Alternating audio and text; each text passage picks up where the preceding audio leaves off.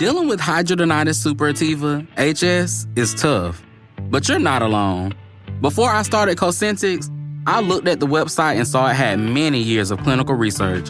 That made me feel confident. Cosentyx secukinumab is prescribed for adults with moderate to severe hidradenitis suppurativa, HS. Don't use if allergic to Cosentyx. Get checked for TB before starting. Increased risk of infections and lowered ability to fight them may occur, like TB or other serious bacterial, fungal, or viral infections. Some were fatal. Tell your doctor if you have an infection or symptoms like fevers, sweats, chills, muscle aches, or cough, had a vaccine or plan to, or if IBD symptoms develop or worsen. Serious allergic reactions and severe eczema-like skin reactions may occur. Learn more at 1-844-COSENTYX or Cosentyx.com. Don't wait. Ask your dermatologist about Cosentyx.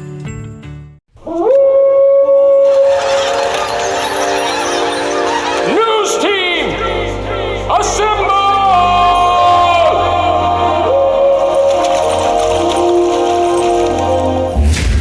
It's back and bigger than ever. It's the Unofficial 40 from Soonerscoop.com. Now, here's the entire Sooner Scoop crew. Carey, Josh, Eddie, and George. All right, welcome back. It is another edition of the Unofficial 40 podcast right here at Soonerscoop.com studios on historic Campus Corner, where we welcome in Josh McCuistion, Eddie Radosevich, George Stoya, and I'm Carey Murdoch. And football's still going on. The sun did come up on Venmo Gate, so it was an interesting day yesterday. But the Sooners are still practicing. John Mateer still a part of the football team. He was not taken down by whatever evil entity was going after him. I know a lot of people think it was some Longhorns. I don't think anybody really knows, but here we are, fellas. Practice is going on. There's a scrimmage tonight. Started with an L. I didn't realize that it was with Longhorns, though. That makes sense. I thought it... Never mind. Let us peel back the layers of the onion. Anyway, George, scrimmage coming up tonight, but we've had practice access once on Monday. We'll have it again on Friday. We didn't get to have a viewing on Monday. It doesn't appear that we'll have one on Friday either, but we're learning a lot about kind of the offensive line and the young guys. And I mean, that was kind of the story early in the week. And, we've been given a lot of interviews, but really, we'll do non-dog talk to start off this episode of the pod. The offensive line and the freshman Michael Fasusi and Ryan Foje. It is interesting that even Bill Bedenbaugh is willing to step up and say, yeah, those guys, they're going to play somewhere. We just don't know if they're starters. And I'm starting to think, guys, that there's a chance Michael Fasusi starts week one. And part of the reason I say that is he's playing well, but also you have some injury situations where Jacob Sexton's missing some time. And I just wonder, and I said this on the show earlier in the week with Eddie, that, does Michael Fasusi give that spot back up? Like, now that he's going to have it for probably a week at this, with the first team, is he going to hand that back over, or does he just take full control of that? And then Ryan Foje, I think that he's got a chance, maybe not to start week one, but I think eventually start. And I thought it was interesting. Eddie and I were listening to our good friends Gabe and Teddy over on the breakdown, and Gabe went and watched practice. And Carey, I know you talked to Gabe too, but he's very high on Fabechi, and you wonder, could they get Fabechi and Ryan Foje on the field at the same time? I don't know. And that comes from me, who said a week ago that I thought for sure Eddie Pierre-Louis was going to start. I'm not so sure anymore. I think Keith Ozida is getting some first team reps. I think that he's playing well. I think Pierre-Louis still has some ways to go before he earns that starting left guard spot. So I don't know. And I thought that some of the stuff that we're hearing on Jake Michaela is very interesting. So it feels like Logan Howland's playing right tackle. The offensive line is very much across the board. Good competition. Very good competition. And I hate to say this, but it kind of goes back to the stuff that Nagy said that kind of created a stir a little bit about Jake Michaela in Fort Worth when he was doing his night with the Nagy. There's a reason that he loves Jake Michaela, because he's a very athletic offensive lineman that can play center. And his ceiling is higher than Everett's. And here's the thing, like I talked to Gabe after he was at the practice, and I don't want to share that because here's the thing with Gabe. He gets very emotional about what he sees when he's out at practice. And he has big, hot, huge takes. And then like 30 minutes later, he'll text and say, I'm really going to go back over it in my mind with what I saw. Like he gets so I'm curious to listen to Oklahoma Breakdown to see where he landed. But I know he was really impressed with Jake Michaela. He loves those young guys. Yeah. Who doesn't? I mean, we've seen enough of them to be like, whoa. I mean, especially with Fasusi. But yeah, I do think it's going to be a work in progress, that offensive line. And yeah, you want it to be set in stone and ready to go for the Michigan game in a perfect world, but it's not a perfect world.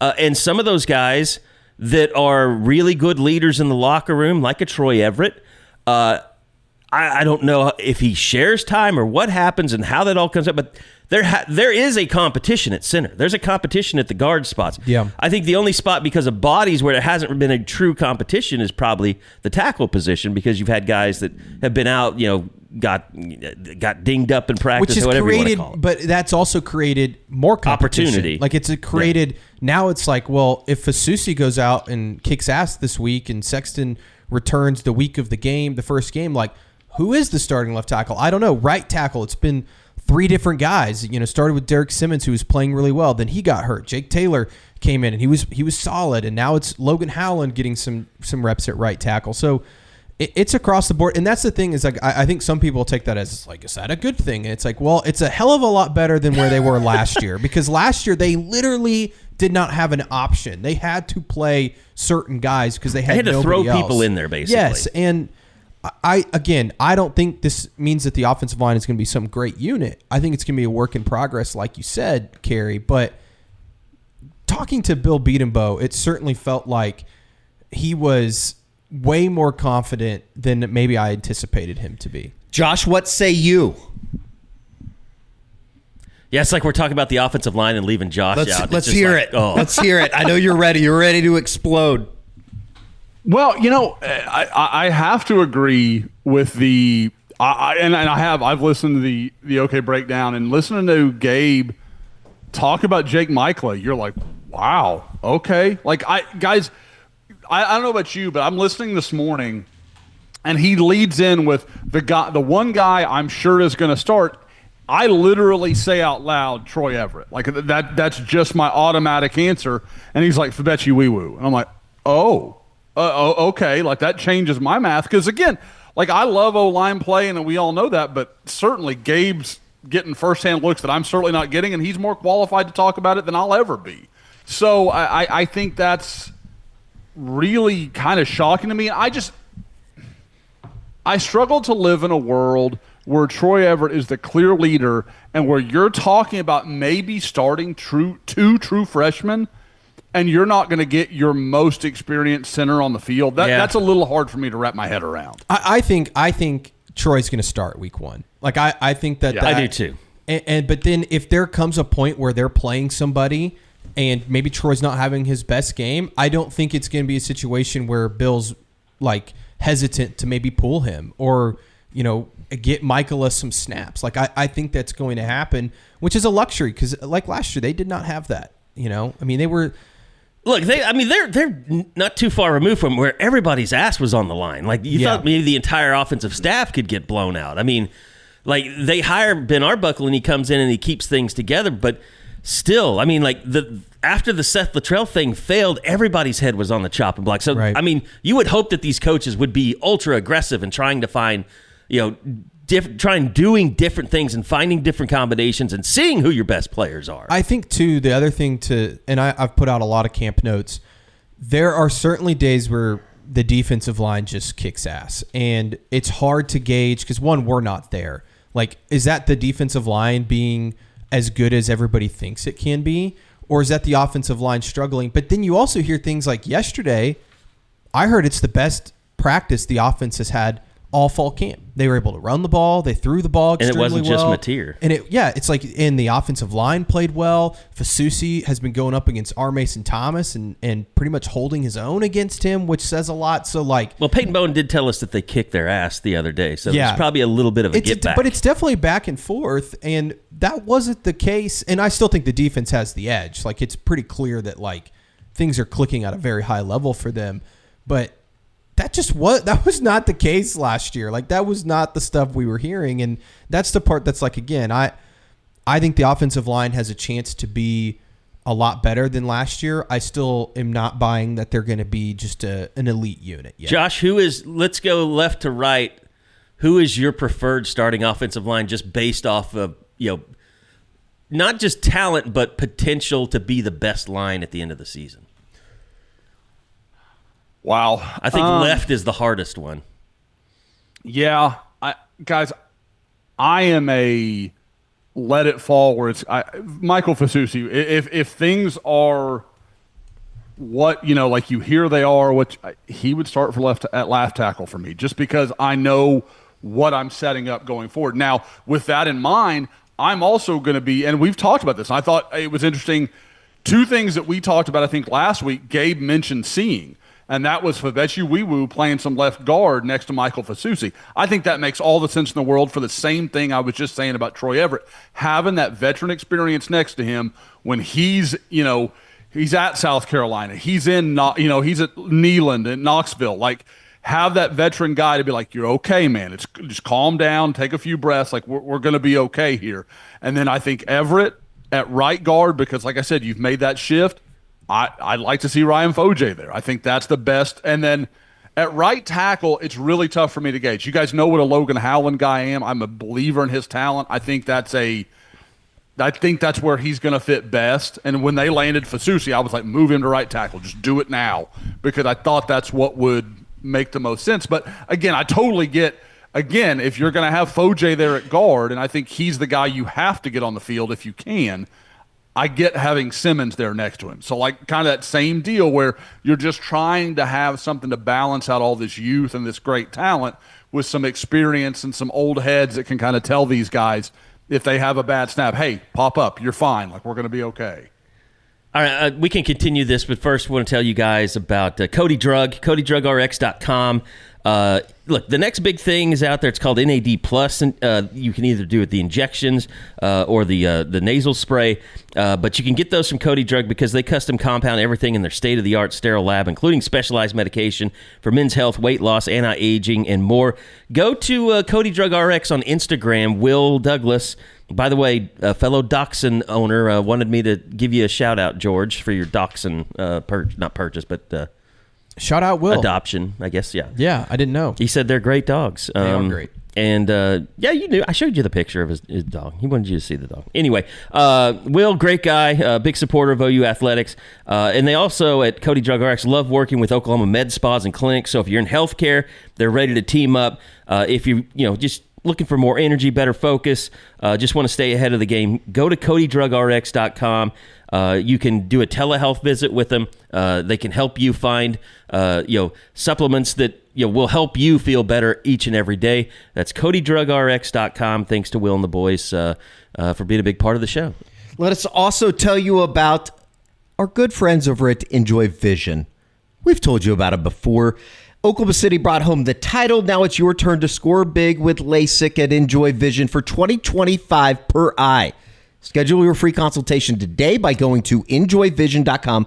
That is the letter N-J-O-Y vision.com and set up a consultation. It's free. You can get in, get your eyes done. You'll be able to see and, actually be able to see what you're bitching about once the football season begins. That's editorializing. This is where you LASIK. It's been fun kind of seeing the Thunder players in the summertime and what they're doing. Shea is just getting like every key to every city in Canada, basically.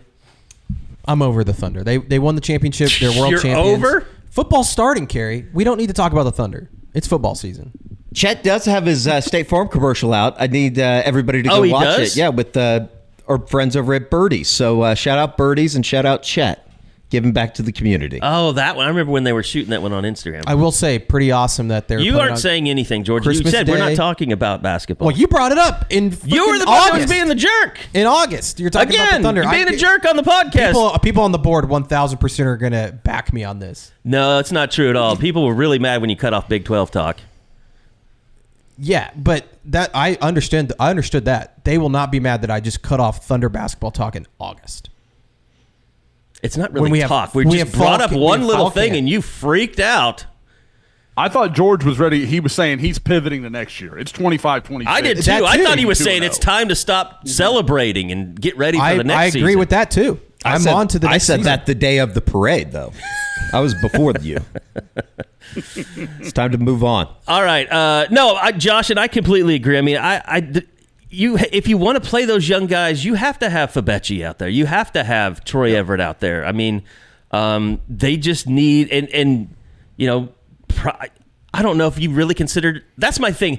I don't know how Derek Simmons fits into everything in terms of a veteran, since he's a new guy. Like, is he a guy that can really be that helpful, or are you better off, looking at? I don't know, guys. And it's not like I pay attention to reps, and I don't know maybe what you've heard, George, but it seems to me maybe that Logan Howland's still kind of working the rust off from having the offseason shoulder surgery. Definitely, I think him and Ozida, and it's tough. It's not an easy switch from left to right tackle, I don't think, and especially when Logan played primarily left the first couple years here at OU. So I think that it's one of those things that might take him some time. I do think that he has good potential there, and if I were to guess, he could end up starting maybe week 1 there. The Derek Simmons thing is going to be interesting to watch because he did have several concussions before coming to OU. So I think that they are being a little bit cautious on his return, whereas I think other guys might even get back a little quicker than him. We'll see. I'm hoping to find out more soon, but I wouldn't be shocked if Logan Howland ends up starting week 1 there at right tackle. I don't know. Everything seems very much up in the air on the offensive line. There's a lot of competition. Yeah, I was going to say, were you surprised by? And I don't want to say, I don't know of a better word to say than dismissive of like Eddie Pierre-Louis, who seemed like he's been the guy at left guard until these. I know George reported. I think it was yesterday. That he's been taking more and more snaps at left guard and getting some run with the first team. But like, I thought it was interesting that Gabe was like, yeah, I just don't think he's quite ready yet. And you're like, wow, okay. That's not to question Gabe. It's just very interesting to hear and kind of differentiates from some of the other things I'd heard. And it's interesting because, again, we're not out there, but we know that Eddie was taking for the first week of practice, he was taking pretty much all of the first team reps at left guard, and it was the same in the spring. And so it's just like, well, it looks like he's going to start. And we had heard good things that he'd been playing somewhat well. Still had some mistakes here and there, but I think Heath Ozida has started to play pretty well, has worked his way into that competition. And I also think that it's kind of like what Gabe said, that if they feel like Fabechi and Ryan Foje are their 2 best guards, which I would probably say from everything we've heard that might be accurate, maybe they're looking at a potential like, hey, how do we get both of these guys on the field? Because maybe Eddie isn't ready yet. Yeah, I mean, that to me, it's all about finding your best 5, and it's how quickly can they find their best 5. I think they're getting closer to that, but there's just to me it sounded like when I put it it together, it sounded like Eddie kind of had one of his rough days when Gabe was out there, because everything that you've heard, and everything we've seen, I mean, we talked to Bill Bedenbaugh about him. I mean, he was very high on Eddie, and we talked to Eddie. I mean, they gave us him to interview. So I don't know if it was just a bad day and he's still right there in the mix, or I do think they feel better about their interior, and even Bill said that on Monday. I think that they feel better about their interior than they do at tackle right now, and some of that's they've got 3 guys out at tackle who are missing time. But like the interior, I think if they had to roll Eddie Pierre-Louis out there or Heath Ozida, like they'd still feel comfortable about either one of those guys starting for them. Well, it is interesting because I think, of all the positions that, you were certainly worried about going into the season, offensive line was one. I don't feel as worried. Like, there are certain positions like right tackle, like you wonder how that's going to work out. And, if Michael Fasusi is going to start, and, they have a lot of options, and they certainly have a lot more experience than they had a year ago that will not be in the starting lineup. My only concern with the offensive line, I agree. They're going to be better. I think they have more options. They just have to figure it out quickly. Like, this isn't like past years where they're like, oh, you have some depth, you got some guys, and it might take till like the fourth game. It can't happen by the fourth game. It has to happen by the second game. And that's the part that concerns me is like, can they figure it out who their five are quickly? I don't know. And what role does, John Mateer help with that? I mean, sitting in on offensive line meetings, like that's just not something that we've heard a lot about before. So, and it's just him as a quarterback. I mean, he's obviously played a lot of football, been successful. I think I heard you say something the other day, like batted down passes had been an issue at times with his throwing motion. He had a couple on, what would that have been, Tuesday, I think, when we got some word back out of practice. But he's just one of those guys. And I think that, like, the one thing that somebody that we had talked to that went to practice on Tuesday was just how much he does. And I think go back and you look at this in the film that you probably saw coming out of Washington State. But there are so many times that he delivers the ball. It's a bunch of sidearm stuff. So I think he is like familiar with that. It's not something new to him, but something that, obviously big third down, you get a ball swatted down. It's a bigger problem then than it is now. Yeah. I mean, it's, and I wouldn't say that's not something that we've had an overwhelming, it hasn't become like a situation in camp where he's too small or anything like that. No, We've seen Kyler and those guys go through that before. I mean, Kyler certainly it happens to him in the NFL. It happens to Baker in the NFL. I mean, it's just going to happen when you're not the size of Josh Allen. I would say, too, it's just like, I don't know who was swatting those balls down, but it's usually also a good sign that you have a defensive line that has the ability to do that, has some really athletic guys that can get up and get a hand on a ball. All right, look, the Mateer stuff, Eddie, I can tell you this, like in the office, like Eddie was like, this is such a big nothing burger. And I was like, yes, I know. And, George, you were like, do we even write about this? And I'm like, we kind of have to because it's going to be a national thing. And it became a huge deal nationally. When we found out that OU was aware. But this was the night. This is the night of it. The night of it happening, I was just kind of like, this is stupid. I think he even said, do I really have to chase this down? Yes, and I was not happy about having to. But you just don't know if it's like we talked about. You just don't know if that's going to open the door to anything else. And then all of a sudden, well, he has a DraftKings account, and now you're in a big problem. Exactly, and that's where when I caught wind of OU being very aware of it and looking into it, all that stuff. That's when it was like, okay, we have to write about this. Well, and everything, we're doing this and we're writing, it's your due diligence. I mean, that you have to do it. But like everything that you're looking at screams either, he was screwing around or this never really happened because like I was looking it up in the state of Washington, you have to be 21 to bet in a sports book. He was 18 at the time. So the chances that he was going to, I mean, and I think it's one of those states like Kansas where you have to be like in the parking lot to use the app. Like you have to be within, it's like geo-fenced and stuff like that at the casinos.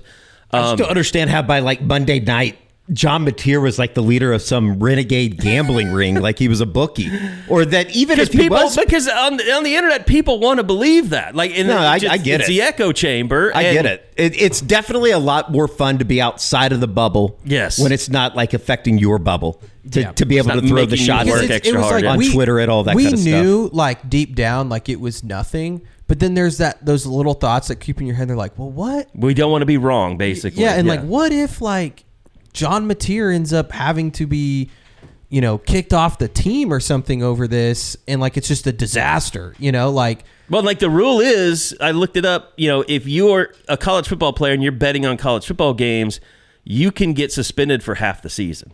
Like you can get suspended for the entire season. But the bare minimum is 50%. Yeah. No. Up to 50% of the games. No, I think it's the way that it is it's 50% or more. is the way that I've got it pulled up. If a student athlete wagers on their own sport at another school, education on sports wagering rules and prevention will be required as a condition of reinstatement, and the loss of 50% of one season of eligibility will be considered. Right, that's the bare minimum. I'm pretty sure that it is like it could be. Yeah, if the violation was like egregious, right? I mean, exactly. Other things. And some of it depends on, like, I was reading like how much money was being bet, like, but all of it was crossing my, because like I knew that the Venmo stuff, it didn't matter, right? And this like was the year after the Iowa State scandal. It was the year before. The year before? Yeah, Iowa State was in 23. Oh, okay. Hunter Decker. Yeah. But what I was saying is that I don't remember now.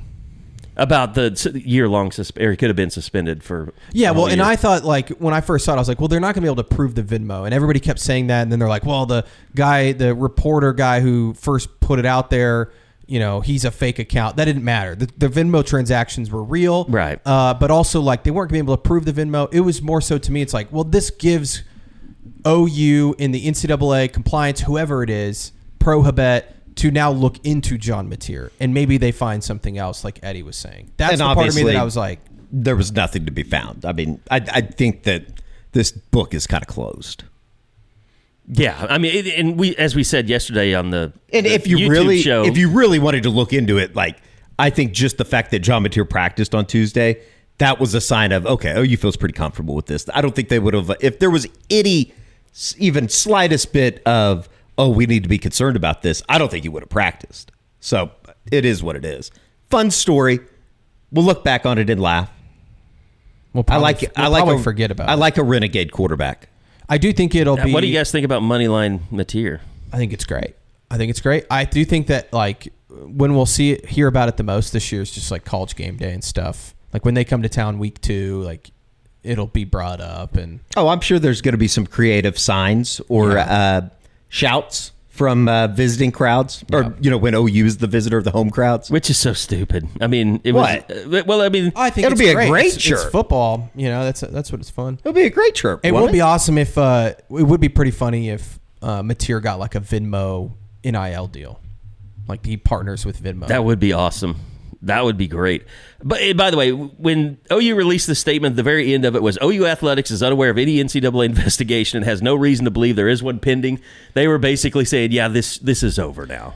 Thinking about it more, I actually think it'd be awesome if Cash App gave Mateer a NIL deal. It's like, don't use Venmo. Like Cash App, is better. You can do all your protect your information. Yeah, like something like like the WhatsApp of Cash Apps. It'd be awesome. There will be some comments, and this will be kind of fun too. Like if OU's winning by 14, they go on a late drive to go cover or something. Oh, yeah. People will be very I think cognizant of Oklahoma's lines this year. Maybe more so than they have been in the past years. There's nobody that covers it closer than I do. But here's the thing, though, too. Like you mentioned this with the Andy Staples, like people on the board were sending him money to his Venmo account. Yeah, like does he? Awesome. You can't change that Venmo account now because there's always going to be the possibility. Like if he has a really good year, people might just send him some money. That'd be awesome. Which I don't even know. How does that? I'd have to check on that. Like, how does that work? Like, can the NCAA regulate that, police that? Like, how that works. It's probably one of those things that if somebody were to send you money like that, you have to go to compliance and turn it in. 95% of the college, athletics, I would imagine if you do that, it's never being turned in. And see, that's the thing. Everyone should turn themselves private in college football. Oh, yeah. I think that we learned that private, just not even college football, just like your own any sport, personal life. The most entertaining thing out of like the John Mateer stuff on Monday night was just the fact that you saw everybody then going to Venmo to see who, their favorite athlete, whoever it may be, if they've had interesting Venmo transactions over the years. Arch Manning. Arch had a couple. And that's the thing. It's like at the base of it all, nobody actually puts what you're paying for on Venmo. I know very few people, but I also don't like scan through Venmo to see who's paying who what. Yeah. Just kind of fun. It's a college football story. Yeah. There's no doubt about that. Like, we're supposed to talk to players in Brent on Friday. Like, I don't plan on asking about it, but it would be interesting if someone did. I think at some point, and it's got to be planned out this week or planned out the right time, but I can see Eddie making a final question like, what do you think of the Texas, Ohio State game this week? Who do you got? That would be kind of funny if every gambling. John Mateer press conference this year ended with maybe just a little hot tip on who's to play this week. Yeah. Put together a Mateer parlay. I'm going to say Mike Houck would shut that down after the first attempt. Until we win that first week, and then everybody gets paid out on Monday. I was thinking, like, if we talk to Brent, gambling is illegal in Oklahoma, though. If we talk to Brent on Friday, shouldn't be. I've thought about, like, should I, like, make a joke at the end if he has Venmo? I don't think he would appreciate that. Not now, but maybe in if they beat winning, Texas, if they're winning, like some if they go games. 6-0 and they beat Texas, that'd be a perfect time to pull it out. I'll ask him on Friday if we talk to him or whenever we talk to him. Don't say that, then we won't get to talk to him. Don't put that out there in the world. He'll think it's funny. He will probably, but I don't know. It's too soon. It's too soon for him to even laugh at it. Might show that he's not taking it I just seriously, can only imagine which you shouldn't have to. That was anyway, one thing but that I thought of. I was like, I cannot imagine the phone call to Brent Venables Monday night that's like, hey, just so you know, like, we're having to look into this John Mateer sports gambling Venmo transaction. I bet Brent was like, you've got to be effing kidding. in 2022, There is an element, too, of, like, just everything. Not the fact that it came from 2022, but just, like, Mateer sports gambling, like, that kind of makes your heart skip a beat a little bit. Just because of, I think the paranoia around college athletics or just in athletics in general with gambling and how serious that is if you're on the wrong side of it, obviously. And look, I want to say this too. For everyone on Scoop or everyone on X that were either coming after George or me or whoever, like, you guys made a bigger deal by making this a story. No! Like, we had to follow the story that is one of the biggest stories that's happened in the offseason. Like, we can't just bury our heads in the sand and ignore it. And we're not doing it for clicks. We're doing it to stay on top of everything that happens with OU football. The unbelievable amount of content that we've been producing during fall camp. I mean, just go look at the website. I mean, I think we did the last 2 days before today, like 18 stories total. Like 18 stories that were published. And that's not including the stuff we're doing on YouTube and podcasting and all that stuff. Like, we are here to report on every little thing about OU football right now. And I would say, like, that was a big deal going on. Because it was after the Gross decommitment, like an hour after when this came out. And I made a comment on the Gross thing, like, I don't even remember what it was, but people were like, are you talking about John Mateer and gambling? And I'm like, I didn't even know that at that time that it even happened. I was just like, I don't know what you're talking about. I think you said something about, it's getting bad on the recruiting scene when, but you didn't say recruiting, so you just commented and said, it's getting bad when people you haven't talked to in a while hit you up, like, what the hell's going on, which is right. But I also think, like, just in terms of the content that we've been able to produce, we've had a tremendous amount of access, maybe the most access that we've had to the program. It's like, when we're able to get in there and able to talk to people or go see things, it's a lot easier to create content. Yeah. It's great for the fan. And I think that's why, like, it kind of all, like, culminates on August 30th with this unknown of what this offense is going to look like, combined with the magnitude of the season, combined with just the overall kind of cautious optimism right now that's going around Norman that maybe this thing's going to be all right. Maybe they're going to be able to dig themselves out of this little crater that they've been in since Brent's taken over. Eddie, you're wearing a new shirt today, and you look fantastic. You like that? Yeah. Little ponchos. Looks great. I like it. Poncho outdoors. I didn't know, like, you fit in a poncho shirt. Like, it looks good on you. Like, it fits the Eddie aesthetic. It's a little bit big. Yeah, well, that's good. I mean, but people kind of like size hearing that. It's a little bit big, but I like this. Did you go with the double? Yeah, this is double X. Okay. But I was telling George, I don't think that if I went just single X, I think it'd be a little too tight. So I'm kind of in between. But I like it. It's very comfortable, very soft fitting. And if you want to get your own, all you got to do is go to ponchooutdoors.com/Sooner Scoop for $10 off your first order. PONCHO outdoors.com/Sooner Scoop. George, you got a Poncho's hat on. It's little Poncho sick. angler hat. Soft right out of the box. Lightweight. Breathes incredibly well. If you're going to the outdoors, if you're going to a backyard barbecue, tailgating around the corner, if you're just going to go and hang out on Chautauqua to see all the sorority girls walking around, this is a great shirt for you. UPF 50 sun protection built into the fabric, free shipping and returns free exchange, the ultimate outdoor performance short for men. George, is this going to cause a rift now? Do I need to buy you poncho now that you've seen the shirt? Oh no, I'm happy with the hat. I like. I'll buy you some shirts if you want. I would love some. That'd be great. I think I'm gonna double back. I'm probably gonna get a couple others. I like these. The material is just unbelievable. These are really, really good. I wish we had these when we were out at practice. All those days last week. We've had a bunch of members, because they, like once we started advertising and I talked about some stuff I'd ordered, they're like, "Did you get the pearl snaps?" I was like, "No, I didn't get the pearl snaps." And like a bunch of members, like that's the order. That's the thing to get. I got a couple of those for kind of dressier type shirts. And those are for magnetic, TV aren't they? The flaps. Yeah, that's what's cool. They just look so soft. Like I feel like it's gonna be great for game day when you're down on the sideline. Yeah, me and Colt McCoy gonna be looking like brothers in arms when we go to the Cotton Bowl this year. We'll make Sam Bradford proud. You two getting along. Sam probably has a couple of these poncho outdoors. By the way, I'm getting a lot of questions about too is Lucy. Now Lucy, they are nicotine pouches. They've got me off the tobacco, which has been twofold great. I do feel better, and I don't crave it. As much.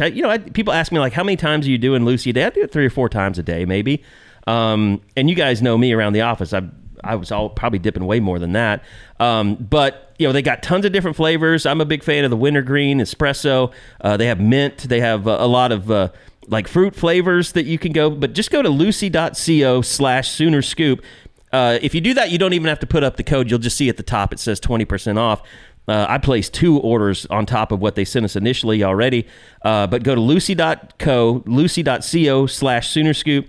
You can also use the promo code SoonerScoop. Get 20% off your first order. They've got a 30-day refund policy if you change your mind. That's lucy.co and use that code SoonerScoop to get 20% off. And always the fine print, here it comes. Lucy products are only for adults of legal age, and every order is age verified. Warning, this product contains nicotine. Nicotine is an addictive chemical, but 100% pure nicotine, always tobacco free. They've got the Lucy breakers if you want to try those as well, and gum, all that stuff. Just go to lucy.co. All right.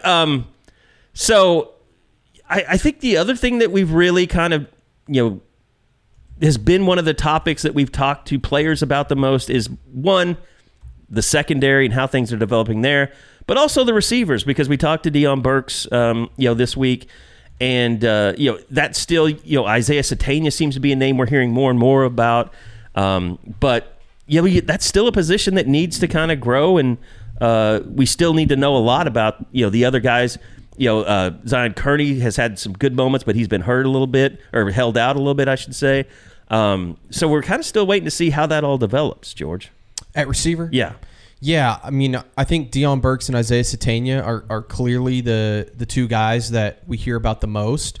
But it seems like every practice there's a new name. Elijah Thomas is somebody that I've heard this week that's had a really good week. He's playing well, kind of getting rotated in with the 1s and 2s, and he was getting some social media love by OU too, and by Emmett Jones recently. Yeah, I think that he's got a chance at Giovanni Gibson. Maybe some of the biggest news on the injury front is that he's been cleared to run, and I think that he's trying to get up to full speed. I don't know like when he'll be cleared to get like contact, like be tackled.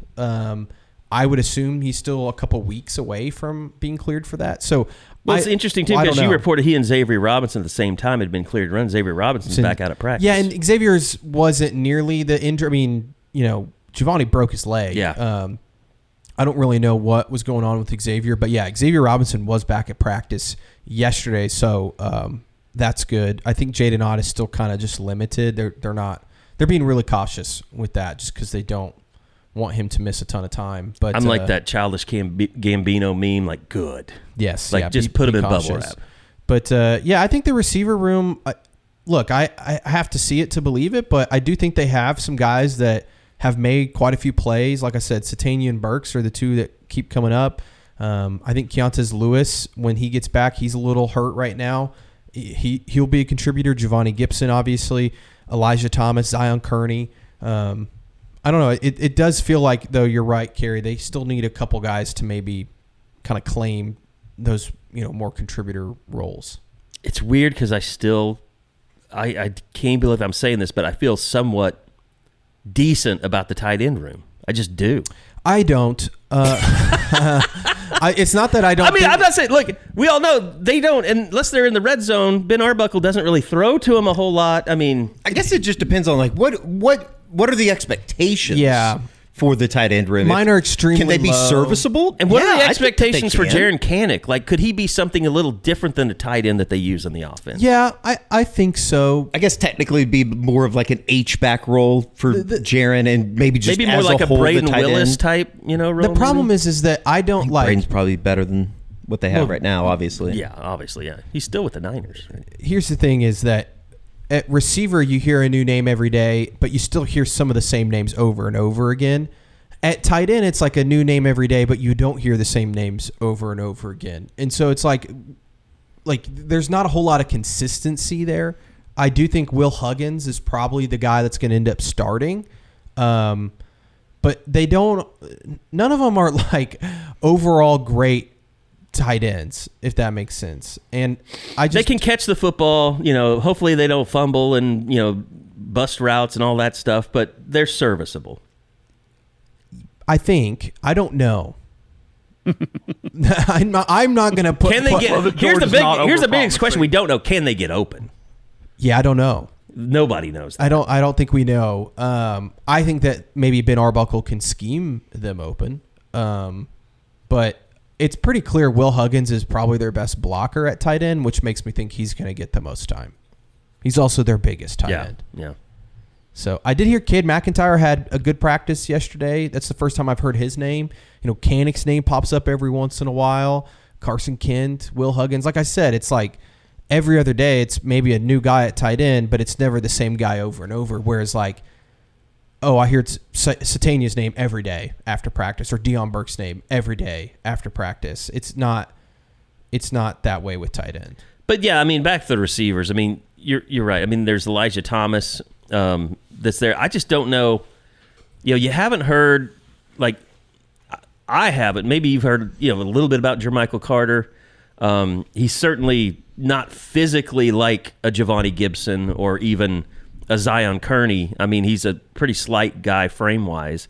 So I don't know where you go to find. I mean, you don't hear anything about Zion Reagan's.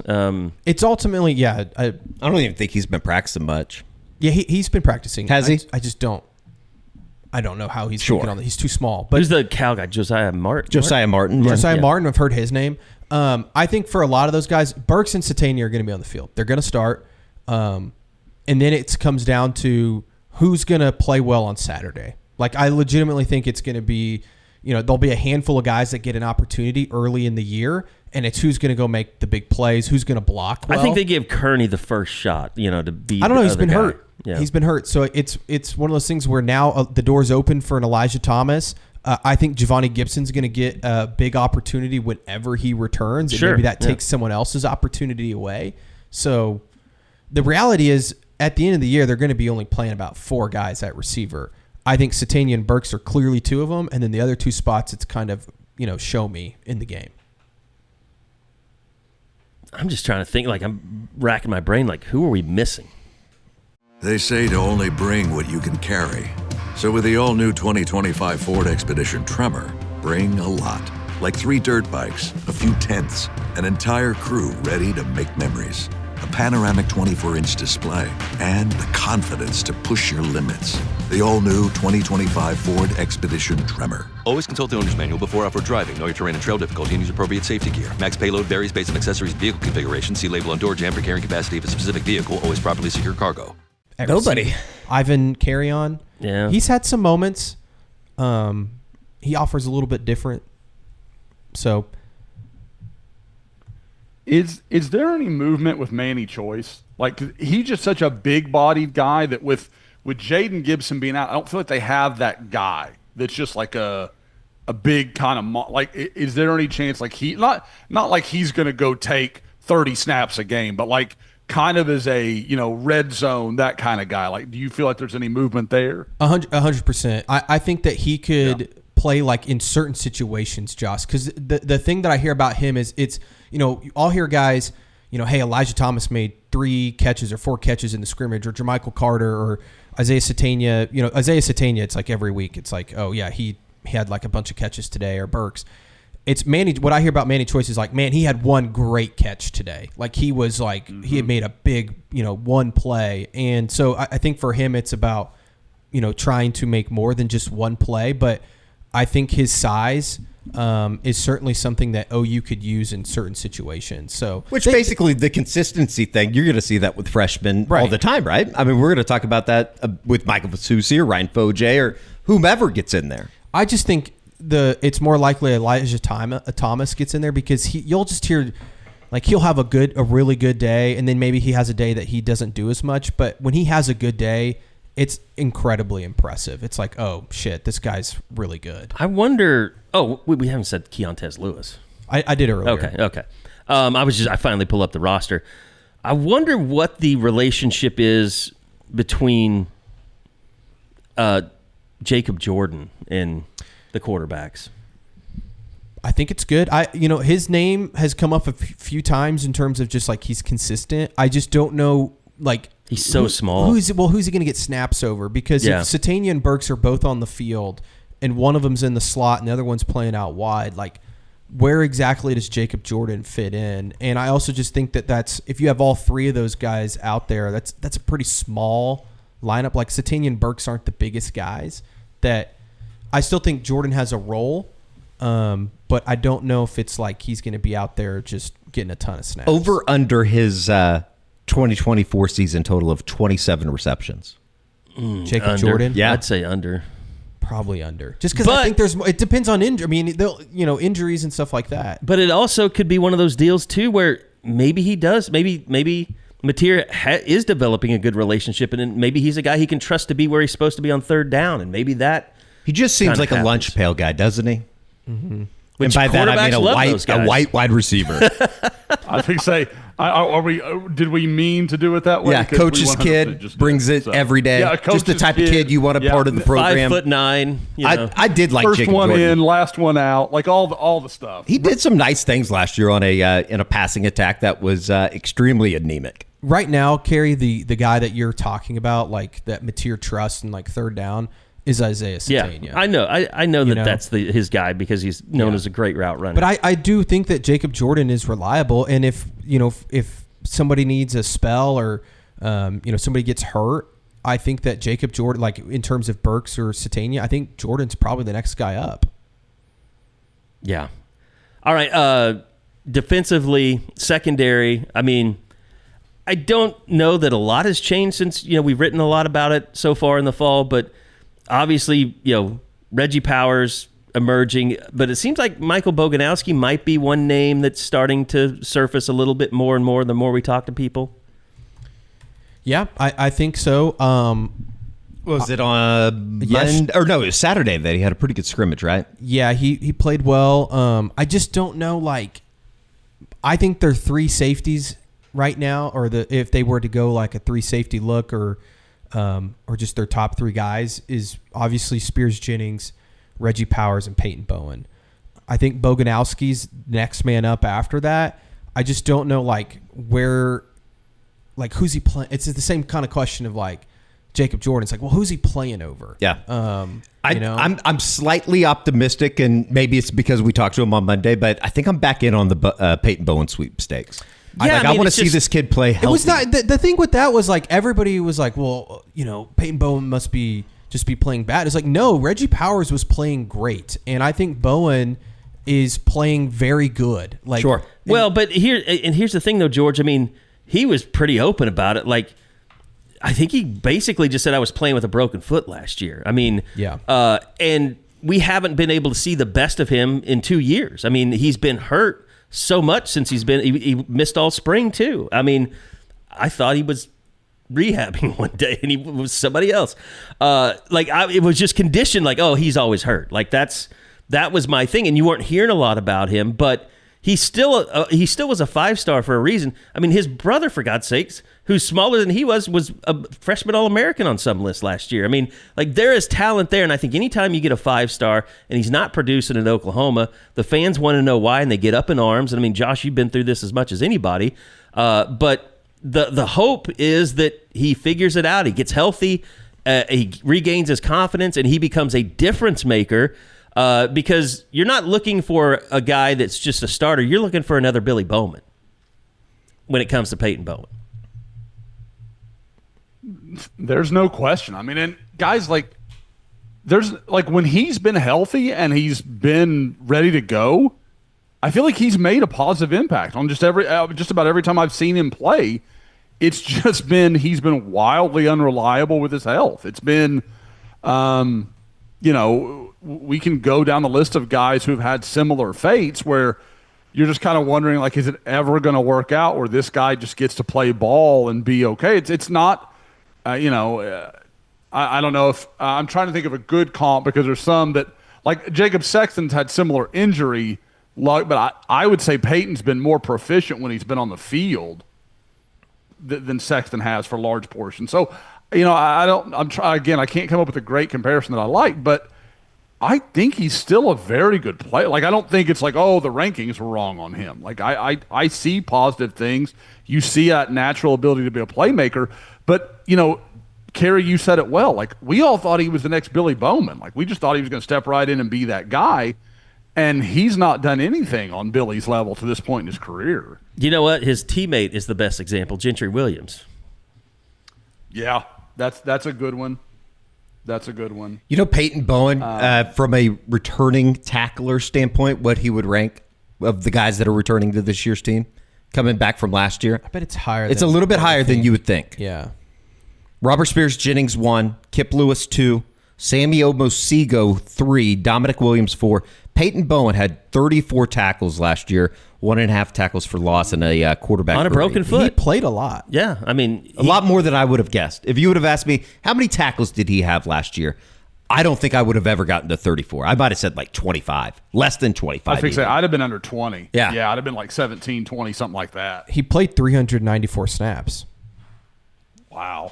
Well, where would that? Which says something for him being a tough kid. Like, he was 11th. Yeah, he was 11th on the team last year. That includes, Billy Bowman and Danny Stutzman were 1-2. Okay. So it's not a matter of, gosh, Kenai Walker played 424 snaps last year. It's kind of crazy. Jeez. And then you think back and it's like, oh, yeah, he's not even here anymore. Yeah. It was kind of the same way with Deshaun McCullough. It was kind of the same way for me. It was like, oh, yeah, he's at Nebraska. I forgot about that. What were you saying, Josh? I was going to say, has there been a more positive position out of camp than corner? Like, corner sounds like there's a lot of reason for hope. Like, it's been there's a lot of depth. There's Gentry Williams seems to be where he needs to be. Really, Eli Bowen's the only negative I can take out of that corner room right now. Yeah, they feel a lot better about corner than maybe they did when they first entered fall camp. They think that they've got several guys that can play. It certainly doesn't mean anything, but just after talking to Devon Jordan and Jeremiah Newcomb on Monday, I guess last week would have been and Devon and Cortland Guillory. Like, I just feel better about that unit just based off how they talk to us. I don't know. Maybe like with Cortland, I think there's some obvious physical traits. It's like, okay, this guy looks a little bit different than everybody else. But I do think that, like, I know that we said it over the last month, probably almost too much. Devon Jordan and Jeremiah Newcomb are two guys that we don't talk about. I feel like they're going to play prominent contributors on this defense this year, especially if you ran into some injury troubles with Gentry or whomever. God, I mean, the whole thing, like, we're not supposed to, like, root for people and stuff like that as professionals. But, man, I'm rooting for Gentry Williams to stay healthy. Oh, that guy. I mean, other than Jaden Gibson. You have to root for somebody like Gentry, if not just because he's from Oklahoma and his connection, but because of all the bad luck. And then he's such a good guy. Even, like, I think Jaron Canick's just the way that he comes across, that he loves the university and stuff. I don't know how fans, as much as we talk about how much college athletics has changed, you can't root or pull for a guy like that, of that ilk. And that's why it hasn't changed, and it's been a bunch of just old men yelling at clouds. So yeah, I mean, but I find myself like some of the stuff in there is kind of disgusting nowadays anyways. But when you walk through the parking lot and it's full of like Dodge Demons and stuff, you're like, hey, that's a little different these days. I don't know. I've never really even paid attention. I guess, yeah. players. Like it used to just be pretty nice Challengers, cars. and now it's like they got the whole full-blown Scat Pack and all that because they can afford it. I'll take your word for it.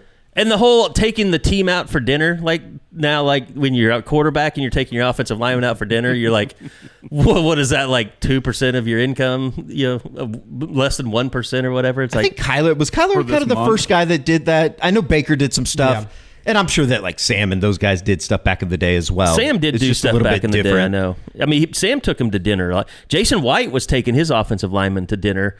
It used to be. To Tuttle, to like a buffet and stuff, and like they would just shut it down. I don't know. Jason if White taking people to Golden Corral is like that's stuff dreams are made of. And ask him what his mainstay was. But I know like they would have Johnny's burger nights, like half price burgers. The offensive line would descend on Johnny's. Oh yeah, I ran into Ty Darlington and those guys quite a bit at. Yeah, I think Gabe and Ty Austin those Woods guys and those guys. it. They would go up there on burger night all the time.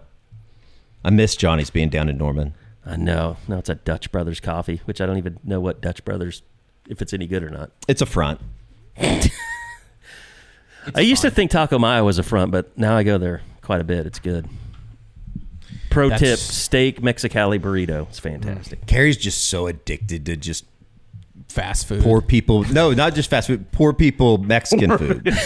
What's the Taco Tico? That's like you're not wrong. You're not your wrong. Taco Tico. You're not wrong. I love like Mi Cocina. The place we went to in San Antonio was some of the best Mexican I've ever had. Like I love that stuff. It's just that's San Antonio. It's just a great cultural dining. New Mexico, I love Mexican in New Mexico and Albuquerque. I mean, it's even the chains are great. What's your favorite Mexican restaurant in Oklahoma City? Not Norman, Oklahoma City. Do you consider Frida's a Mexican? Not really. It's Southwest. Probably Oso. Oso's pretty good. Oso is good. I defer all Mexican options to the great Joe Bettner. Yeah. Just go to his list. Well, he's going to pick one. See, I do love taco trucks too. One of the 15 places that he lists. If it's on his power ranking, it's good. I don't know if this is the best in OKC, but one place Aaron and I love to go is Lazy Donkey. Downtown. I've never been there, good. but like I think it's like when you said that you guys love that place, all of a sudden I got bombarded with people being like, Lazy Donkey, that's the best place to go in downtown. Yeah, I was like, I have no idea. It's kind of a hole in the wall, like real Mexican food type place. Well, it's weird too because like it has bars on the window. It has to be good. Yeah. Oklahoma, I think because of Ted's, kind of has their own category of Tex-Mex, but I think Hidalgo's is the best. Oklahoma Tex-Mex restaurant. Never had it. I've been to the one. I guess is the only one off of. It's like a. I don't more. want to say elevated, but it's like Ted's. But I kind of have this theory like people from Ted's broke off and started that because they thought they could do better or something, but. The original Ted's on May is really good, though. Yeah. They just had a fire. No way. Like 2 weeks ago. Damn. Over in the annex portion, I believe. Like the thing that's across the street that they have events in. Oh, okay. Yeah. I haven't been to a Ted's in a long time, though. But no, I will wear that, badge of shame for poor people Mexican I like food. Bueno. That's one place that I don't get anymore that was down here that I used to eat out quite a bit. I'm currently on who has the best drive-through bean burrito kick right now. I think Taco Casa is the winner. That sounds disgusting. That just hurts my body thinking about it. It's just refried beans and cheese. Yeah, I can't do it. I don't even know if I can do it in a regular place though, so. It's a good light lunch. Just one bean burrito. Light? That's light? Yeah. It doesn't fill you up. It doesn't make you feel like you just... I don't like big lunches. I want to be able to... Until you order... The board's going to love this. I want to be able to move cabling around. Half the appetizers from Chili's. We've done that before. That puts us back a couple days. Yes, which is good. When we get Chili's, it's just we get a smorgasbord, so everybody can have Chili's what they want. Chili's is fine. You guys are always like Chili's is good eats. I don't want too much shit for my food choices because we all know I spend a lot of money to get you guys food at the office, and it's good. We do appreciate it. Chips and salsa, maybe I the do most like, underrated chips and salsa from anywhere. Chili's from anywhere. 100%. You can put any Mexican restaurant up against the chips and the skillet queso. Oh, I think the skillet queso is good, but when you know that the Mont's queso exists, I like the Southwest it's rolls. Yeah, those are good. See, Chili's. Land Run does Land Run's a great. good Southwest. It's a good neighborhood bar. Yeah. This episode is brought to you by LifeLock. When you visit the doctor, you probably hand over your insurance, your ID, and contact details. It's just one of the many places that has your personal info. And if any of them accidentally expose it, you could be at risk for identity theft. LifeLock monitors millions of data points a second. If you become a victim, they'll fix it, guaranteed, or your money back. Save up to 40% your first year at lifelock.com/podcast. Terms apply. There's your Norman food talk. I know there's nothing really new in Norman for people coming on game day. I mean, I will say this. Jenkins, do not come to games on Jenkins this year. At least from the Highway 9. At least, yeah, from the south end. It's going to be a nightmare. You want to come in like on 12th, which Sooner Road. I do think, though, that the way that, come in from anywhere but south of the stadium. Everything they've naturally made this migration north. That now the North Oval is going to be open for tailgating and stuff. It does seem like there's not going to be a whole lot of stuff on that south end of the Lindsay. It's going to be tough to make Lindsay great again this year with Jenkins the way it is. Yeah, it's all right. If they show out in the North Oval, I think things take care of themselves. And with it could be really cool over there too. I mean, they've been laying new sod, and I think they put a fountain. They're doing something up in the front of it. It looks like a fountain because it's got like plumbing and stuff coming up. Yeah, the North Oval. Yeah. But no, and then they're going to have the big area there, between Campus Corner, the big. I don't know what that. I don't have a map. I can't remember what that's called. Where the tail. I mean, it's starting, and they're redoing. It's going to be more open, like right there on Boyd and Asp, like across from Campus Corner. So there's going to be more room. They're finishing that off. There's going to be more room to put tents up, and the tailgating scene north of the stadium should start thriving this year. I really think it will. Okay, so Josh, we did talk some recruiting. We did a recruiting report. It's back. It's going to be back on a regular basis. But man, what a win that Sooner fans needed getting Jake Krull to commit. And really, it still goes to show you, I think, his commitment, Josh, that coaching and relationships and all that stuff still can win over just the bag. Oh, absolutely. And, and that's that thing, guys. We talk about that all the time.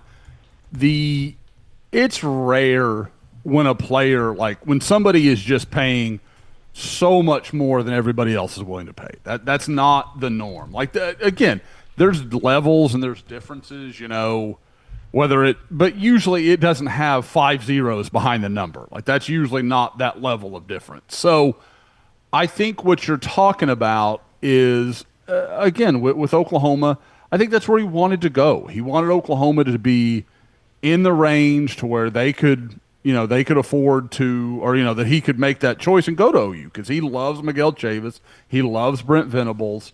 I just think there was a lot of kind of comfort with making that call. Like, I think that's what he wanted to do. And I think he had given me a quote last month, where he talked about just like, I feel like Miguel Chavis is the kind of guy I can become the man I want to be under, or something along those lines. And you're just like, okay, yeah, that makes sense. And like we talked about on yesterday's recruiting report, guys, there's nobody on this staff credit in 2026 than Miguel Chavis. He's done a hell of a job. That's a good class he has put together at defensive end.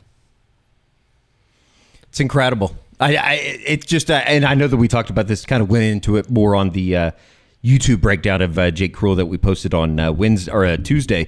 But I just remember thinking back to when they were putting together the staff. We knew that Todd Bates was going to be a little bit of he's a known quantity in terms of what he's been able to do from a development standpoint. When you go back and you look at the kind of the strides that Miguel Chavis has made, I think that you're not only seeing the evidence on the field from development, whether it be Ethan Downs or whomever, or Mason Thomas, to now that he's starting to land some of these bigger named recruits. And I think it kind of goes in line with, just the ideology of what Oklahoma, if you haven't been paying attention, what they want to do in the recruiting world is they have to get better on the offensive line, defensive line. And I think once you do that, things can kind of start taking care of themselves in other spots. You're going to obviously have to hit more on wide receivers. and missing out on somebody like a Davion Gross, but they're just not going to overspend like maybe they would on the Especially at offensive that line or position, defensive yeah. line. Well, how attractive is it as a corner or a safety to play behind a defensive line that's Jaden Jackson, Danny Okoye, PJ Adebawore, all these, freaky defensive linemen that you get to be behind? That just makes your life easier. That's going to be more appealing. Like, I get to look better on tape because I don't have to cover for 4 or 5 seconds. I'm covering for 2.5 or 3 before our Mason Thomas is all over the quarterback or Danny Okoye is chasing somebody around. Like, that's what you're hoping to cultivate, is good players wanting to play with other good players. And again, I think they have – I know not everybody agrees with some of the spending processes that Oklahoma is using with their NIL right now, but you look at quarterback, defensive line, offensive line, that's where I would spend my money. If that's where if I had to say I can't be top dollar at every single – I would spend it at those 3. Because if I'm good and I'm really strong, if I'm a top 5 SEC team on those 3 positions, I'm going to be really tough to beat almost regardless of what else is there. Josh, I did want to ask you, with them missing out on Gross, like where is the next? And then watch the recruiting report because we dive into a lot of this stuff. But what are some names maybe to know that Oklahoma might go after? And do you think that there's any chance they stay in touch with a Davion Gross? I don't think there's any question. I think Davion Gross kind of falls into that same conversation of another Florida commitment, a guy like KJ Ford, where I think there is some prove it to this recruitment. Like, he wants OU to show him, okay, that offense is going to be good. I mean, because, guys, we can talk – like KJ Ford, okay, he can have questions about the scope of the defense, or the team as a whole and where it's going, and are the coaches going to be there? But he knows that that defense is going to be good, and he's going to be well coached, and he's going to work under Brent Venables and Todd Bates and Miguel Chavis, all these guys that are clearly good at what they do.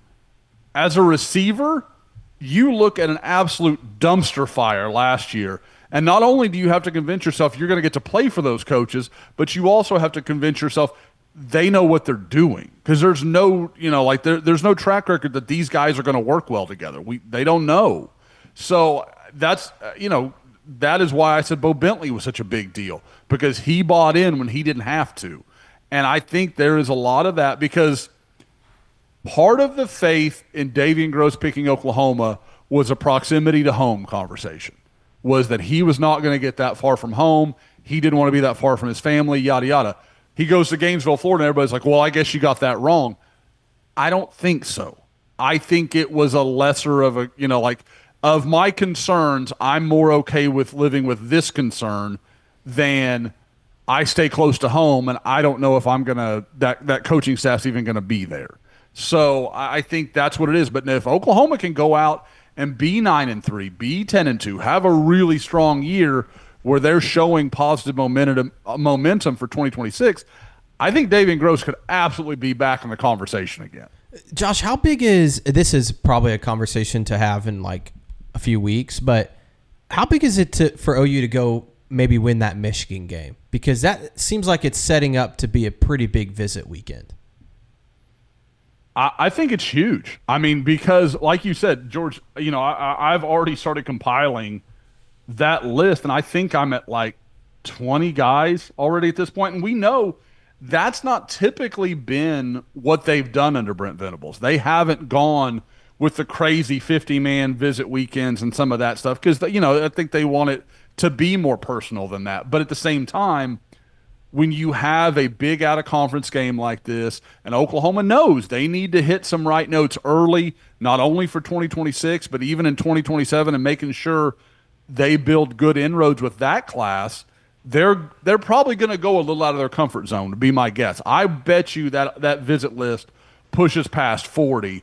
And again, like some of the guys we're talking about, Peyton Houston, Brody Knowles, Jackson Roper, Elijah Harmon, a big-time defensive lineman from California, Eli Johnson, the elite safety from Cibolo Steel, that I know is probably one of the top 1 or 2 guys on OU's board at the safety position. So they are going to bring in a bunch of top-end guys. I wouldn't be shocked at all if you see Caden Penny, Cooper Hackett, some of those kind of guys added to this list.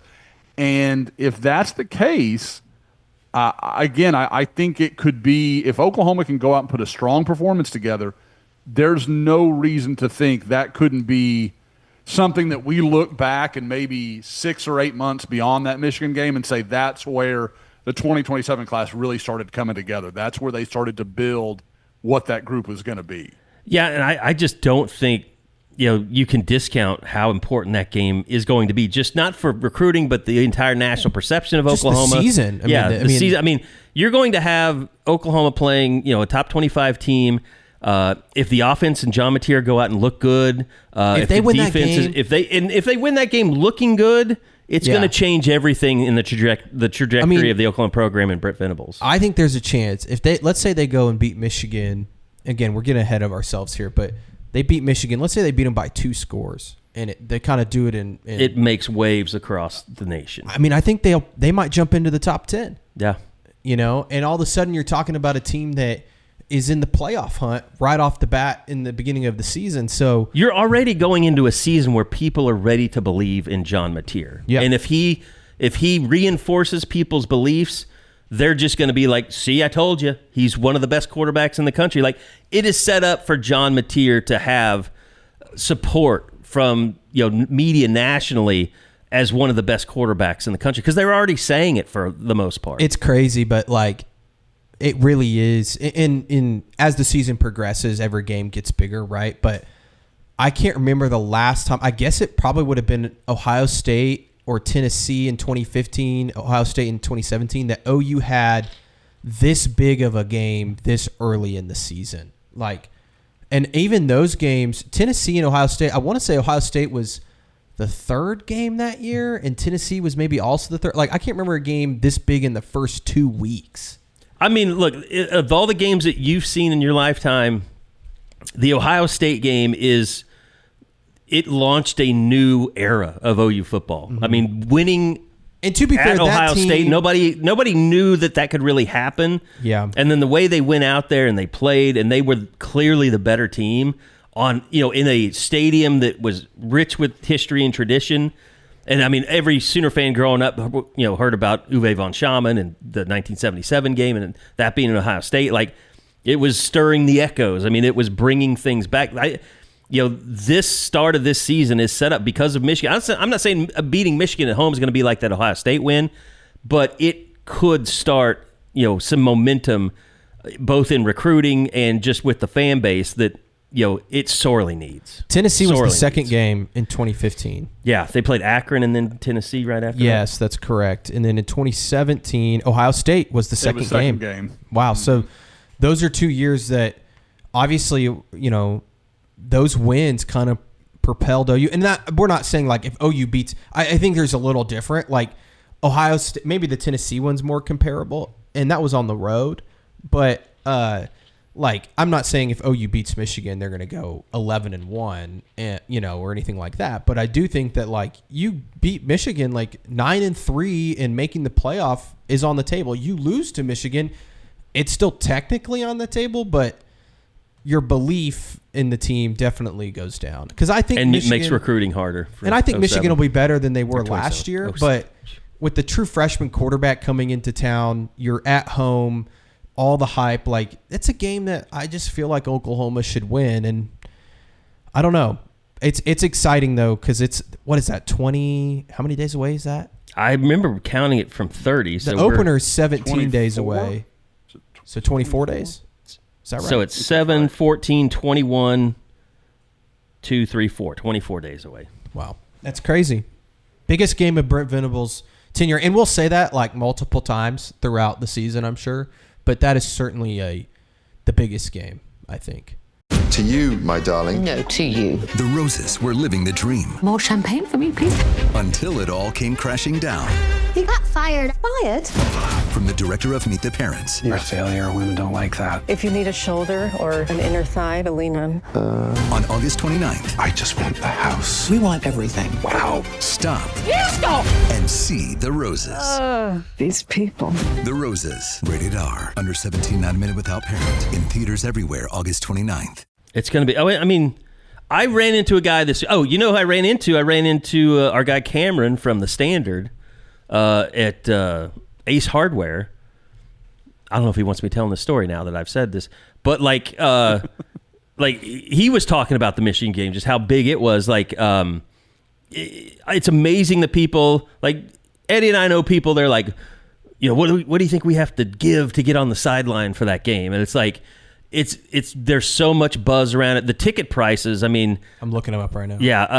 I think Game Time's coming back. So that's still kind of our place of choice because they were a sponsor last year. But like I saw ticket prices, they were around $400 for any seat in that stadium, which you don't see very often. Yeah, I'm looking at them right now. Maybe like $350 now or something. Yeah, you can get up top for $320. That's still up Looks top. like yeah, that's up top.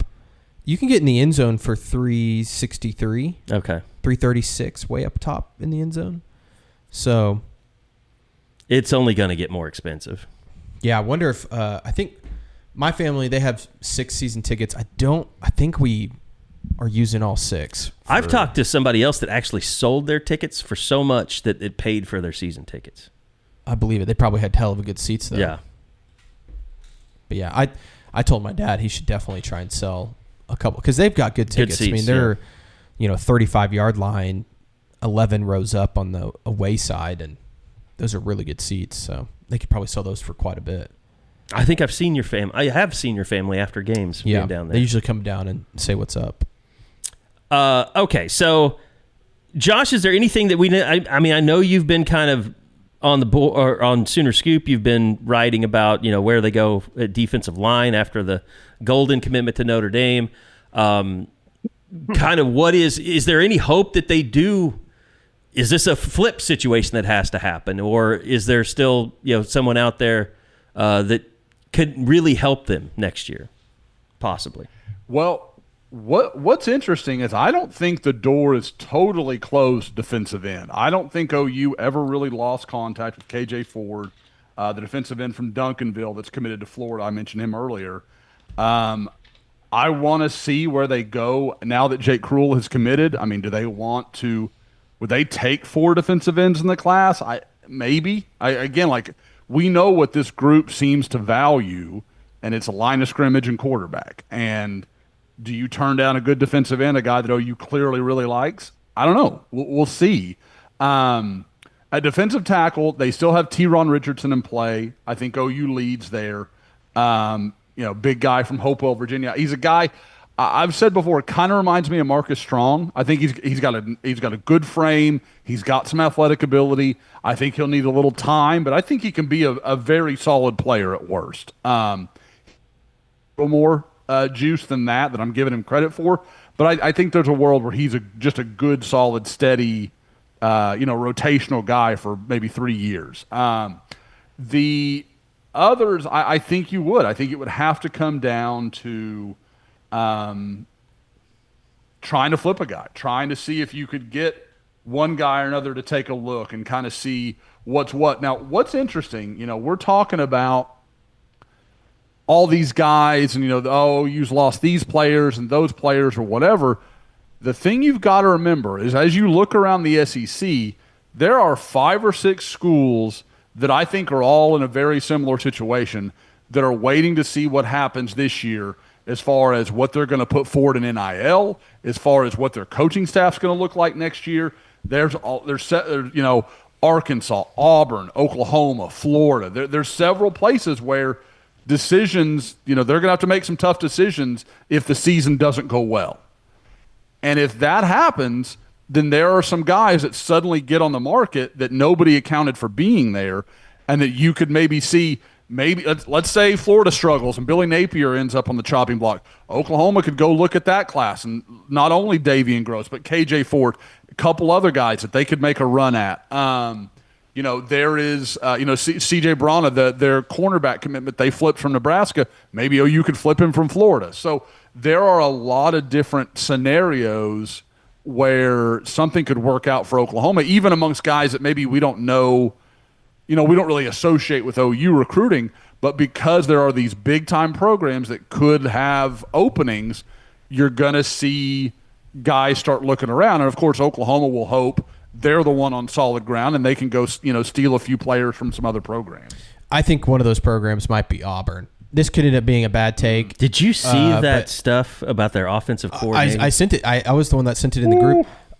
Just some of the stuff coming out of Auburn right now, I'm like, I don't know what to think. Like maybe they end up. I think they have a lot of talent on that roster. From a skill position group and offensive and defensive line. Like I think they've got some guys, but boy, some of the stuff coming out of there right now is just.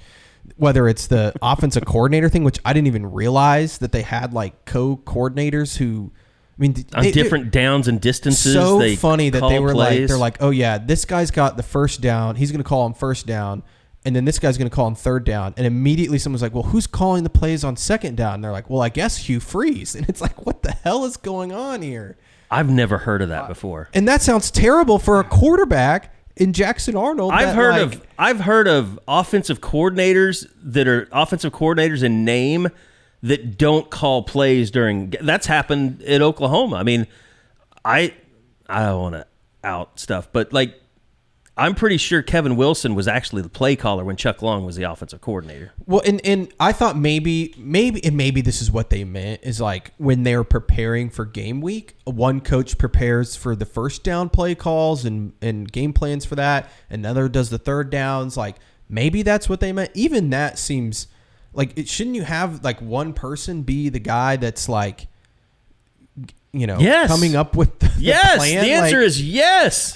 I don't know. That seems really confusing. And also you have a quarterback in Jackson who it sounds like is still struggling a bit in their fall camp, where like you need to simplify things as much as possible for him to succeed. I don't know. Maybe I'll be wrong and Auburn will surprise everybody and they'll come in here and beat OU, but I cannot hop on that train right now. Josh, the thing that everyone needs to pay attention to is, like you said, the Florida thing. I mean, it's if what happened to OU last year was an episode of Final Destination, like it's moved to Gainesville. Like it's now taking over their receiving core. DJ Lagway can't stay healthy. Like, and he's been hurt every year he's played so far. I mean, and they haven't even played his second season yet. He's been hurt going into the second season. Like Billy Napier, like, man, that's one of those things like, I thought they did a pretty good job of rebounding last year. And, obviously they came into this season as a team to watch, a dark horse, whatever you want to call them. But with those injuries, it sounds a lot like what happened to OU last year. It is, again, guys, because it's not just that DJ Lagway is not going right now. He didn't go in the spring. Yeah. So, I don't know what cohesion he's going to have with a group of receivers that are super talented but are really young. And like you mentioned, one of them's already banged up. Just like, I don't know. Oh, man, like it just feels like – and it's – with OU last year, Danny Sutzman stayed healthy. Billy Bowman stayed healthy. There weren't a lot of like Jackson Arnold was healthy. Like a lot of the guys that you went into the season saying those guys have to be healthy, most of them did. Florida, it's like the guys they can't lose, like some of their big-time defensive linemen. Like it's just really hard to figure a way when you look at that schedule and who they face. I completely agree, but to George's point, I think Auburn's in trouble. Like I agree completely. Like every time that I think they can't say any.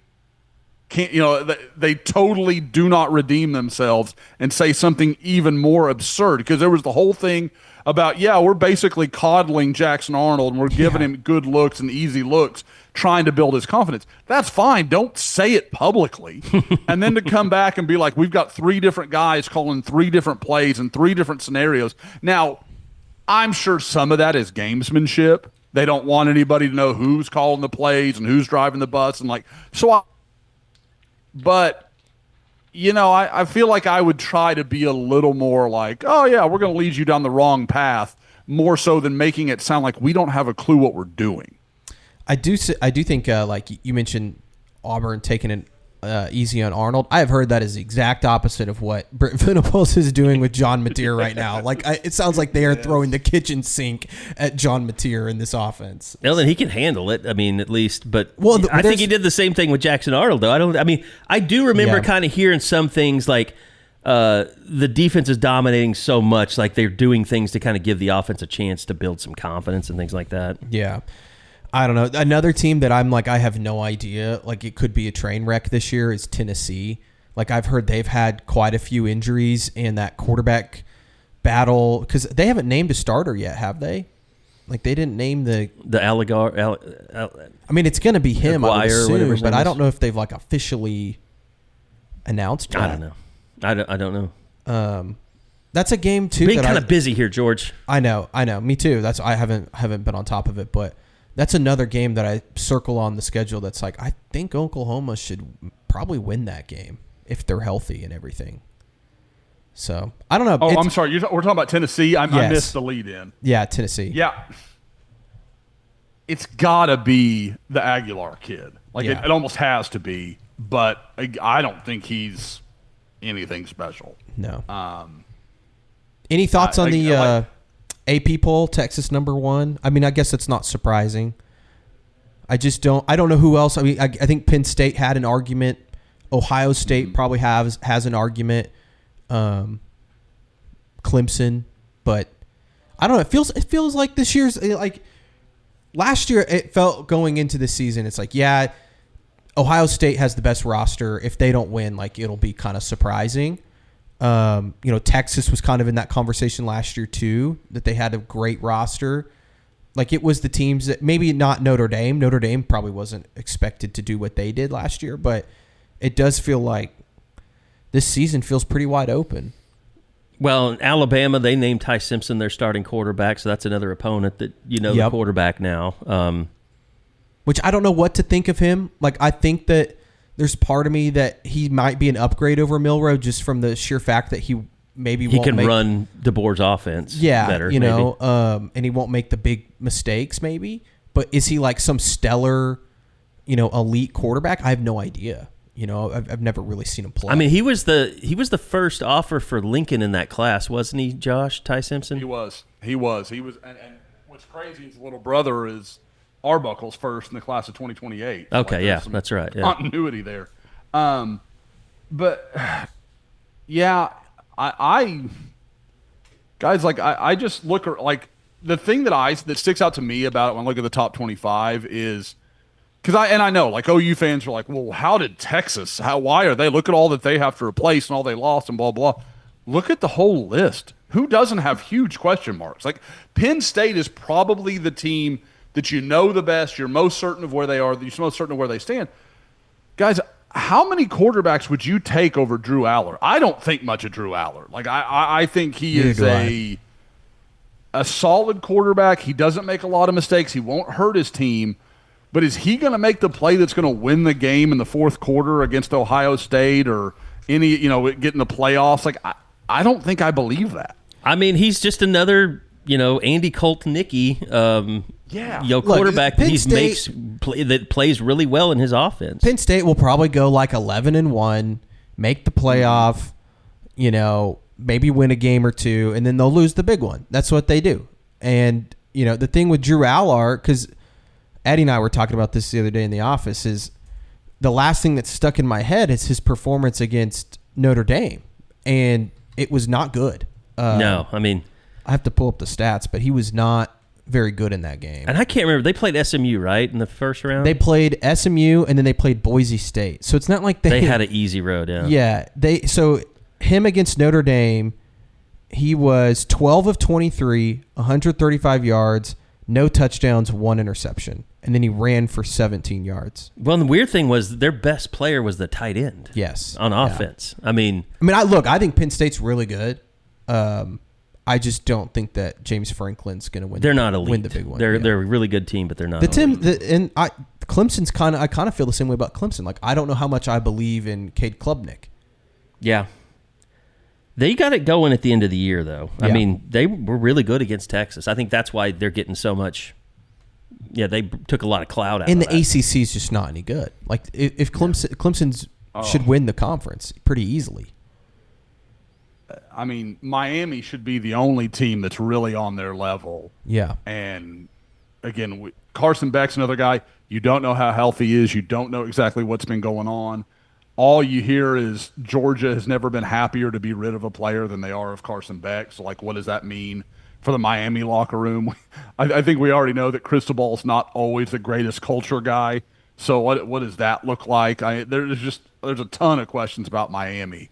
There's a lot of money flowing around that locker room. It's got to be a interesting mix. I'm also very interested in Georgia because, like, I think that they're probably one of the most talented teams, but like the quarterback, I have no idea if he's any good. Like, he came in and I guess played okay, but like it wasn't like he was. Is he like a poor man's Stetson Bennett? And they did great. You know, they did a good job in the portal going and getting some dudes at receiver to help him because that was part of the problem for them last year. But I don't know. There's just a lot of teams that I'm like, I honestly don't know who the best. I mean, I think talent wise, Texas is probably the most talented, but they're really young. You know, and they've got a lot of guys who haven't played a ton yet. So I don't know. I think it's gonna be a fun season.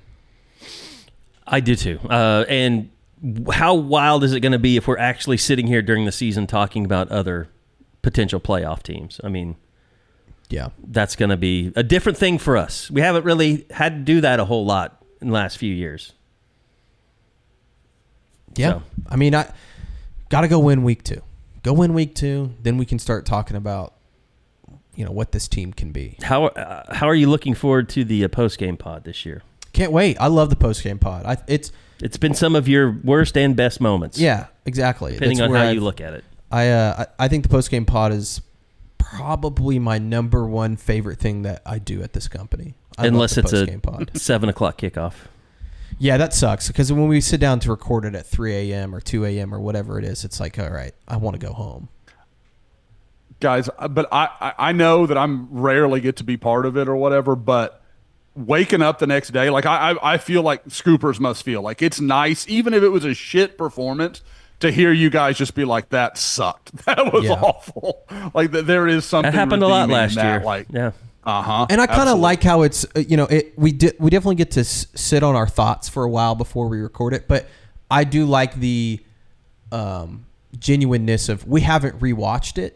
You know, really, we haven't like. It's a raw emotion. It's raw of like, okay, we just walked away. Here's our instant thoughts on. Like, what the hell was That's he why doing? I also love the instant reaction Eddie and Yeah. I do immediately after the game. Like that's the most genuine stuff that we put out there.